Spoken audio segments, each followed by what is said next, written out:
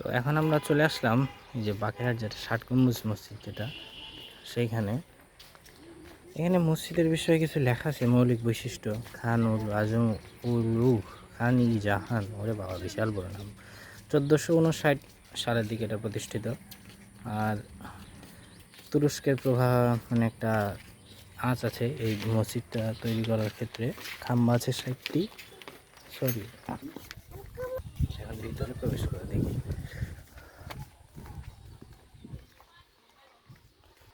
এখানে খান জাহান আল রহমতুল্লাহ আলাইয়ের কিছু ভক্ত অনুসারী কবর আছে এখানে।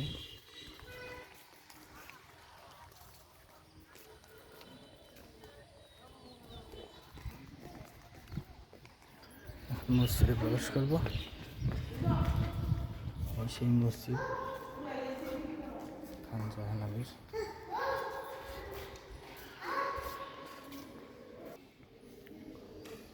এইটার বিষয়ে অনেক দেখেছি, শুনেছি, আজকে সচক্ষে দেখার সৌভাগ্য হলো, আলহামদুলিল্লাহ।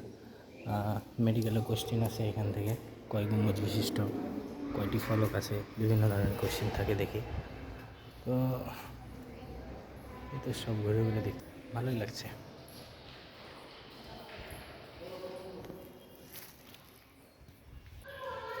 এই হচ্ছে মসজিদ।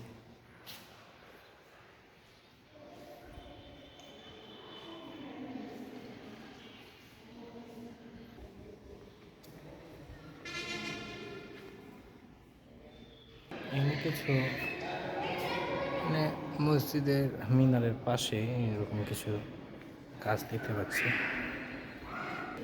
একটা বিষয় লক্ষণীয় এবং খুব ইন্টারেস্টিং যে আজকে বাইরে কিন্তু প্রচুর গরম, কিন্তু ভিতরে কিন্তু অনেক ঠান্ডা। মানে হ্যাঁ, সেই হিসেবে কীভাবে যে বানানো এটা, আল্লাহ আল্লাহ সব চাওয়া।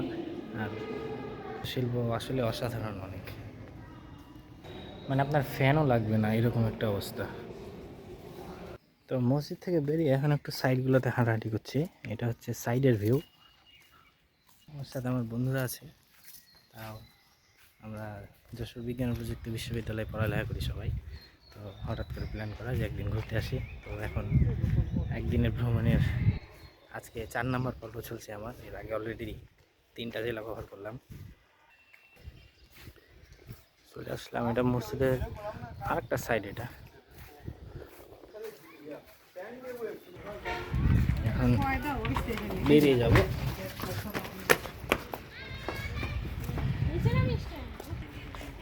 ব্যাক সাইড অফ দ্য মসজিদ। এখানে একটা ছোট্ট দিঘি টাইপের একটা আছে। এটা হয়তো মেইন দিঘি না, মেইন দিঘিটা একটু অন্য সাইডে। এটা কি বলছে?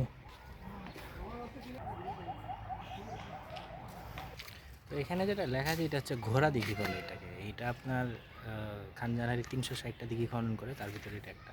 তো পানি অনেক সুপেয় এখানে লেখা আছে দেখলাম। আর অনেকেই নাকি বিভিন্ন মানত করে পানি খায়, যদি আমি এগুলো বিশ্বাস করি না পার্সোনালি। আর ঘোড়া দিঘি বলা হচ্ছে কারণ যে শোনা হয় থাকে যে এখানে নাকি পানি পাওয়া যাচ্ছিল না, মানে এটা খোঁড়ার সময়। তো পরে নাকি তিনি খান জালানি মানে ঘোড়া নিয়ে নাকি এটার নিচে পরিভ্রমণ করেন, এরকম কিছু লোককথা প্রচলিত আছে। তো এক্সাক্ট রিজন জানা নেই, তো এরকম লোককথা। তো এই ছিল মানে ৬০ গম্বুজ ঘোরা শেষ। এখন হয়তো অন্য একটা জায়গায় যাব, ৬০ গম্বুজের পাশে হয়তো দিঘিরায় যাব, যেখানে কালা পাহাড় ধলা পাহাড় ছিল। চলুন নেক্সট ভিডিওতে আপনাদের সাথে দেখা হবে। আসসালামু আলাইকুম।